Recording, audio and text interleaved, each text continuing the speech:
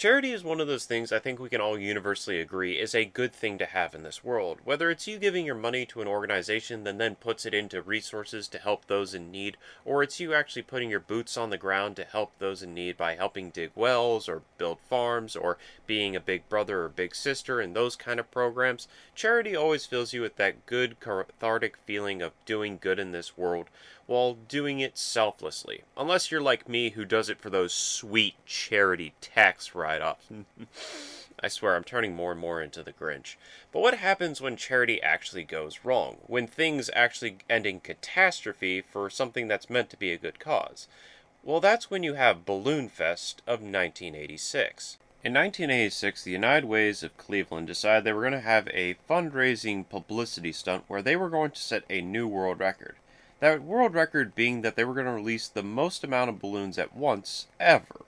This was originally a record that was held by Disneyland for their 30th anniversary, but it was time to break that old record. Yeah! Robbing it from the corporate mouse. I love it. Now, for those who don't know, the United Way is actually an international network of 1,800 local NPO fundraising affiliates. This has charities such as the American Cancer Society, Big Brothers Big Sister projects, Catholic charities here and there, some Girl Scout charities, Boy Scout charities, and the Salvation Army. They truly are a jack of all trades when it comes to being an NPO organization. Now, by preparations of all this, they decided to have a Los Angeles company that was headed by Treb Heining called Balloon Art by Treb. This whole stunt was going to take place in the plaza right outside Terminal Tower in Cleveland, Ohio.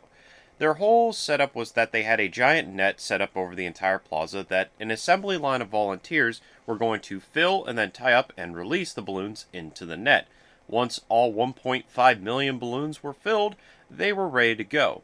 One volunteer actually said that preparation like this was like an assembly line non-stop for hours on end, where the volunteers really only received a t-shirt for all their efforts.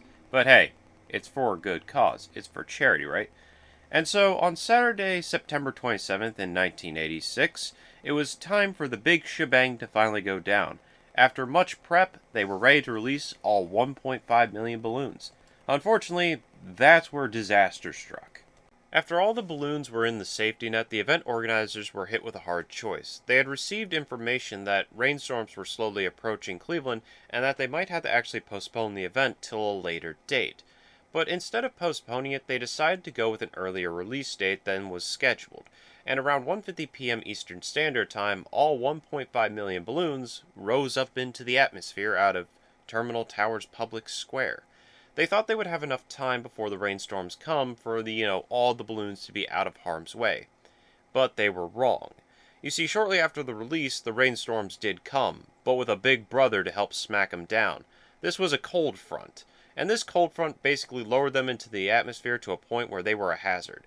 It's the basic principle of hot air rises while cold air lowers. And after this cold front came in, it was like a 5-year-old trying to dunk on Kobe. That stuff got smacked down hard.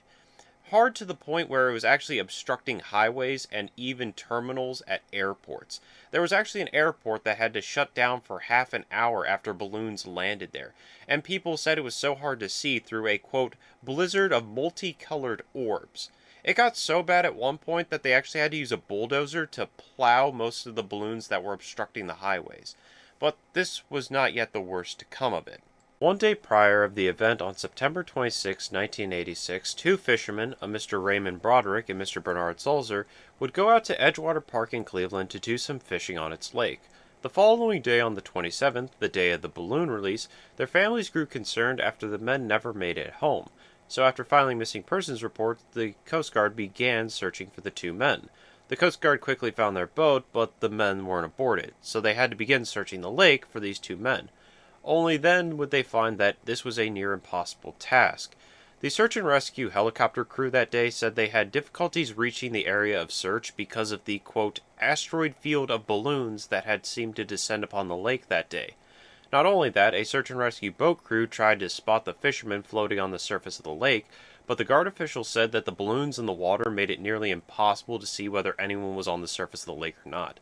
But regardless, they still searched for these men up until September 29th. The Coast Guard at that point was suspended from its search until the balloons cleared out. Unfortunately, though, the fishermen's bodies would subsequently wash ashore and be pronounced dead. The wife of one of the fishermen actually sued the United Way of Cleveland and the company that organized the balloon release for a whopping $3.2 million, but they both later settled on undisclosed terms.